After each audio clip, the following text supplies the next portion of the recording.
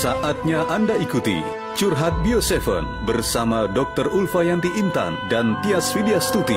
Persembahan Bio7.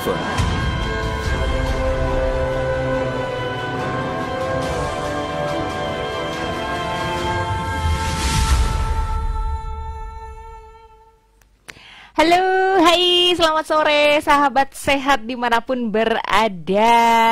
What's up bro? Apa kabar? Senang banget nih ya di hari Jumat yang katanya sih kalau Jumat itu Jumat hebat ya, Jumat penuh berkat, apalagi Jumat keramat, horor ya, enggak. Kita yang positif-positif aja ya. Jadi hari ini pokoknya kita ketemu lagi di program yang tentu saja sudah Anda nanti-nantikan, bukan? Talk Show Indonesia Sehat. Kali ini sesi curhat bersama dengan Bio7. Saya Tias Widyastuti sudah siap nih untuk nemenin Anda curhat-curhatan deh hari ini ya. Silahkan nanti kira-kira 1 jaman lah ya untuk Anda bisa sharing, bisa curhat, bisa apalagi ya, mau transfer boleh juga kalau mau transfer ya. Ini tanggal berapa ya? Udah deket-deket akhir bulan, bagaimana kabar keuangan Anda? Apakah masih tetap normal-normal saja atau mungkin sudah agak-agak kembang-kempis gitu ya? Tapi apapun itu mudah-mudahan hari ini tetap dijalani semuanya dengan semangat. Kalau misalkan nanti ada beberapa keluhan yang pengen Anda konsultasikan, nah ini dia saatnya ya, karena kita membuka kesempatan untuk Anda bergabung, untuk Anda berkonsultasi, menyampaikan segala keluhan Anda tentang garis bawah ya kesehatan. Please jangan curhat tentang yang lain. Langsung aja SMS dan WhatsApp-nya ditunggu di 0811 1922 333, atau kalau sekarang lagi streamingan di akun Facebook Aku dan Jamu Tetes Indonesia, berarti nanti boleh langsung dituliskan aja tuh entah pertanyaan atau apapun itu ya di kolom komentar akun Facebook Aku dan Jamu Tetes Indonesia. Dan tentu saja seperti biasanya saya tidak akan sendirian karena saya sudah bersama dengan narasumber saya yang paling cantik, jelita, manja, tralala. Ada hari ini luar biasa ya dokter ya. Gimana hari Jumat ini? Masih kondusif? Masih aman, slow ya. Slow, semuanya santai. Bisa dikendalikan ya. Oke, anak buah ada yang nakal? Enggak. Aman, semuanya tertib ya. Iya, oke, baiklah. Seneng ya kalau punya anak batu. Iya bu gitu. Ntar di belakangnya, tahu nggak bu? Kebiasaan begitu. Aduh, ya sudah, saya jadi buka kartu nih ya. Oke, hari ini kita mau curhat-curhatan lagi ya, dokter ya, curhat-curhatan. Jadi silakan nih untuk sahabat sehat semuanya, pokoknya langsung aja, mumpung ada Bu Dokter di sini. Kalau misalkan mau tanya-tanya seputar kesehatan, permasalahan tentang kesehatan, maksud keluhan-keluhan gitu ya, karena kan kita tuh apa ya namanya, kerja gitu kan, aktivitas sehari-hari, kadang mungkin ada hal-hal yang tidak kita sadari itu justru menyebabkan kita jadi kena sakit gitu ya dokter ya. Iya betul. Nah makanya nanti kalau misalkan Anda mau cerita-cerita, curhat-curhat permasalahan kesehatan, langsung aja tanya ke dokter Ulfa. Oke? Nah dokter, kita langsung aja nih ya. Jadi kita tidak perlu berlama-lama ya, karena ini sudah ada pertanyaan-pertanyaan yang menanti gitu ya untuk diberikan jawaban. Ini ada dari siapa ya? Kok nggak ada namanya? Oh, Andra, Mas Andra apa Mbak Andra ya? Terima kasih sudah bergabung. Assalamualaikum. Waalaikumsalam. Mas Andra di Muara ini, Bu Dokter. Ya, tulisannya apa ya? DOCKTOR, Dokter. Ya. Saya mau tanya nih, saya tuh pengen gemuk. Terus tiap malam tuh saya makan, tapi tetap gak gemuk-gemuk. Terus saya konsumsi pil penggemuk gitu. Ada efek sampingnya nggak ya? Terima kasih. Ih, kok sama sih, pengen gemuk. Saya juga loh, tapi saya nggak minum penggemuk sih. Minum air putih. Jadi gimana sih dok? Jadi kalau namanya juga apa ya, pil atau obat itu kan pasti mengandung zat kimia yang kita juga, saya sendiri kurang tahu sih yang dikonsumsi itu apa gitu ya. Namanya zat kimia kalau berlebihan itu pasti ada efek samping gitu. Nah itu tergantung dari obat yang dikonsumsi apa. Rata-rata saya nggak berani ngomong sih kalau merek. Jangan merek nanti dong. Kena nanti. Iya. Kena denda gitu. Ya, Jadi intinya gini deh. Jadi semua obat-obatan apapun itu, entah itu obat pelangsing, obat penggemuk, yang bahan dasarnya kimia, bahkan kalaupun misalnya apa sih, ada jati Belanda untuk pelangsing, itu juga berefek semuanya. Jadi tiap penggunaannya harus di bawah pengawasan. Lebih baik kalau konsultasi ke ahli gizi. Kan sekarang banyak ahli gizi yang membuka praktek, bisa didatangi, atau ke ini pusat-pusat kebugaran, itu juga ada pelatihnya sendiri, mereka juga paham untuk konsumsi gizi yang harus diberikan selama program. Misalnya penggemukan, kalau yang mau kurus ya buat diet seperti apa gitu. Berat badan ideal lah ya mungkin ya. Gitu. Jadi harus dalam pengawasan ahlinya lah.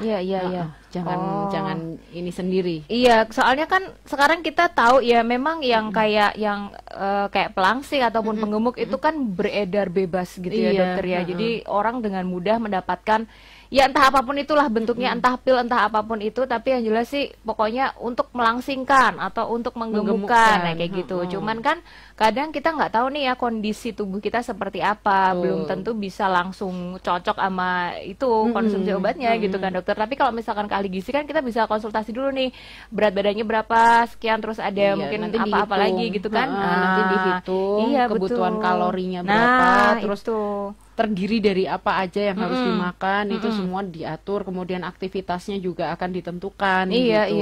Jadi semuanya tertata. Nah, jadi kalau bukan cuma gemuk-gemuk aja, tapi gemuknya tetap sehat. Gemuk gitu, tapi tetap sehat ya. Dan mungkin yang dimaksud ini ya gemuknya tuh bukan yang gemuk-gemuk banget sampai obesitas gitu, enggak ya, maksudnya ya mungkin pokoknya berat badan ideal, berisi gitulah ya, biar montok gitu ya. Jadi ini Mas Andra apa Mbak Andra ya? Karena kan sekarang laki perempuan kebutuhannya hampir sama ya dok ya. Kalau soal berat badan, kadang yang kurus banget juga pasti, yang cowok pun pasti agak-agak minder gitu kan, pengen badannya lebih berisi. Nah biasanya ada yang ikut fitness atau apalah, itu sambil konsultasi aja di situ juga biasanya bisa gitu ya. Dari Mas Andra, jadi tadi saran Bu Dokter pokoknya kalau memang mau konsumsi itu ya kita sih nggak bisa melarang ya dok, hanya bisa menghimbau. Jadi mungkin sebaiknya akan lebih baik kalau misalkan itu ada konsultasi dulu dengan yang ahli gitu. Jadi nggak sembarangan, takutnya nanti kenapa gitu ya, gemuk tapi kalau habis itu penyakitan kan ya sama aja ya, yang penting sehat. Mas Andra, by the way, tapi ini loh maksudnya kayak misalkan pengen nafsu makan, sebetulnya kalau saya bilang Bio7 ini, Mas Andra atau Mbak Andra ya, bisa dicoba loh. Karena kan Bio7 ini sebetulnya ketika dikonsumsi, dia itu akan mendetoks. Jadi racun-racun semuanya itu yang ada di dalam tubuh itu akan dikeluarkan. Nah, otomatis nanti juga akan merecovery gitu loh. Maksudnya kayak yang kalau racunnya udah kebuang, otomatis metabolisme tubuhnya juga bisa lebih bagus. Nah, habis itu nafsu makannya juga pasti akan berubah. Misalkan dari yang tadinya nggak terlalu nafsu makan, terus nggak doyan makan bahkan, nah mungkin ini bisa juga karena tadi racun-racunnya itu udah dibuang gitu kan. Jadi metabolisme tubuhnya lebih bagus, nah nafsu makannya menjadi lebih baik. Nggak ada salahnya juga dicoba ya Bio7-nya ini Mas Andra gitu ya. Langsung aja dicari ini di radio-radio kesayangan Anda. Begitu ya. Ini herbal semua, semuanya aman dikonsumsi. Jadi kalau saran saya, Anda bisa coba Bio7 ini gitu ya Mas Andra ya. Oke, terus next kita lanjutin lagi Bu Dokter. Ini ada pertanyaan dari Mbak Rinda di Kalimantan. Dok, saya itu udah menikah selama 4 tahun dan belum dikasih momongan. Saya mohon bantuannya dong, harus gimana? Apakah ada program kehamilan yang bisa saya coba? Jadi kalau yang mau memiliki momongan, misalnya sudah beberapa tahun menikah kok belum, itu bisa diperiksakan dulu kondisi keduanya ya, jangan cuman si istri tapi suami juga. Kan ada pemeriksaan laboratorium untuk hormonnya untuk yang istri, kalau yang untuk laki-laki bisa lihat kesehatan dari spermanya. Nah, kalau keduanya nanti dinyatakan sehat, kemudian akan dilakukan pemeriksaan lanjutan untuk saluran rahimnya, saluran indung telurnya tertutup atau tidak. Kalau ada tertutup ya harus diperbaiki dulu, dibuka dulu, istilahnya ditiup lah ya, kalau bahasa awamnya ditiup gitu. Nah, setelah itu nanti baru diprogram, dilihat ovumnya seberapa, maksudnya sehat atau tidak, nanti baru ada program-program selanjutnya gitu. Jadi memang bertahap dan harus sabar. Sabar yang penting. Artinya tetap ya berusaha gitu ya, periksa ke dokter, apalah gitu. Karena lagi-lagi sebetulnya kalau kita bicara momongan mungkin ya ini termasuk rezeki sih ya. Iya betul, maksudnya ya emang dari yang di atas juga gitu loh. Kalau emang udah saatnya ya pasti dikasih gitu. Mau usaha seperti apa kalau belum Tuhan ya belum ya. menghendaki ya memang belum. Jadi gitu banyak ya. bersabar, banyak doa, jangan stres, jangan tertekan dengan pertanyaan orang. Oh iya kok benar. belum ini, kok belum punya betul, anak. betul. Nah, itu yang pengaruh juga ya. Banget. Malah justru itu yang itu tuh ya. Jadi yang seperti itu diabaikan. Kalau memang ada pertanyaan seperti itu, kalau mau jawab ya jawab, kalau enggak ya senyum aja. Gitu. Suka gitu ya, maksudnya aduh memang yang repot tuh orang netizen lain itu ya. Netizen itu selalu gitu ya. Aduh ya, itu abaikan saja ya dari Mbak Rinda tadi. Kita ikut doain deh ya, mudah-mudahan Mbak Rinda bisa segera cepat dapat omongan ya. Oke, terus ini masih ada waktu kan ya? Satu lagi deh. Curhat biasa Seven, selamat sore Dokter Ulfa dan Mbak penyiar yang aku lupa namanya. Bagaimana Anda ini? Ada ya Matias ya Matias gitu ya.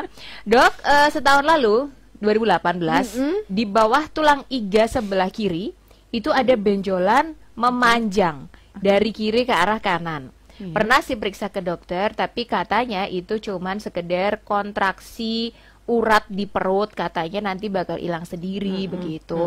Tapi kok sampai sekarang belum hilang juga ya. Terus kalau mendapat tekanan gitu, tertekan gitu, rasanya tuh nyeri, terus pengen mual, pengen muntah gitu.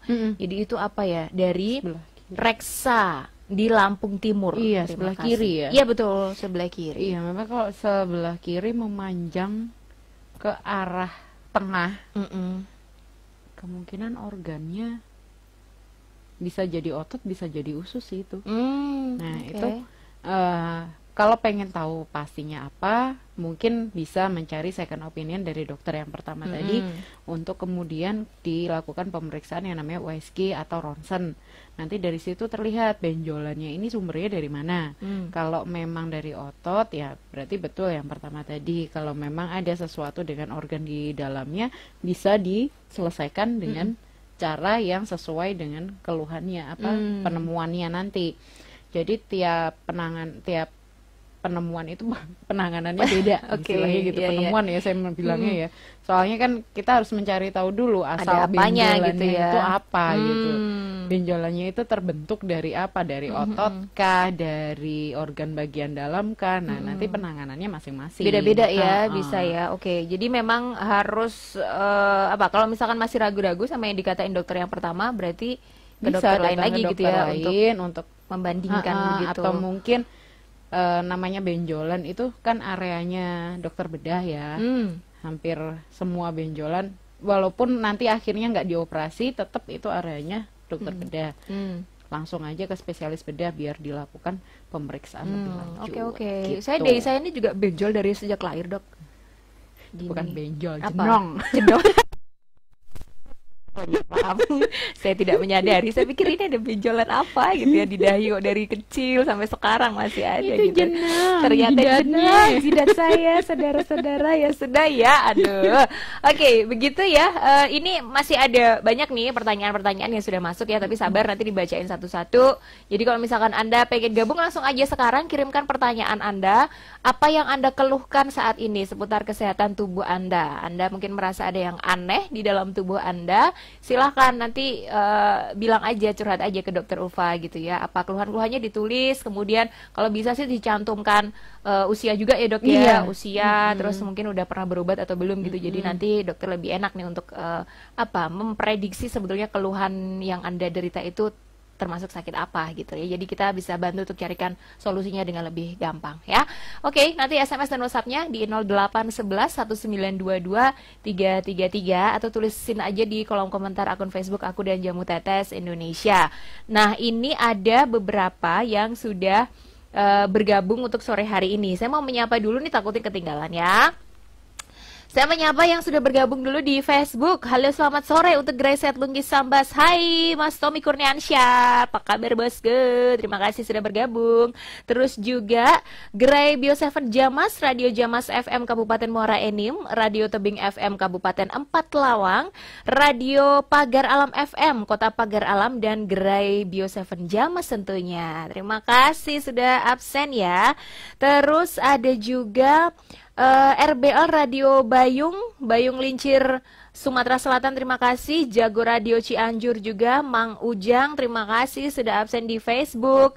Kemudian yang sudah bergabung kembali, selamat sore. RSI FM Parung, Pas FM Tarakan, Mario Polewali Mandar, kemudian juga Radio Lunggi Sambas, Radio Divasi, Radio El Jayabone Sulawesi Selatan, Radio Matahari Bulukumba, terima kasih bergabung. Radio VNK dan Dita FM Sumedang hadir, kemudian yang Sister FM Radio Kendari, selamat sore Kendari. Kemudian ada Radio Andini Tenggarong, Radio SMR Samarinda, Radio Kota Bangun juga sudah bergabung. Sementara yang ada di Bontang, Radio Benfica Bontang, selamat sore. Radio RDE Kutai Barat hadir juga. Persada FM Pemalang, Ralisa FM Reban Batang, Rama FM Ketanggungan Brebes. Itu beberapa yang sudah bergabung ya di Curhat Bio 7 untuk sore hari ini. Yang lain masih terus kita nantikan untuk Anda gabung di Curhat Bio 7. Dan Curhat Bio 7 akan kembali setelah informasi yang berikut ini. Bio 7, ramuan alami menjaga daya tahan tubuh. Bio 7, jamu tetesnya orang Indonesia. Produksi Unimax Power.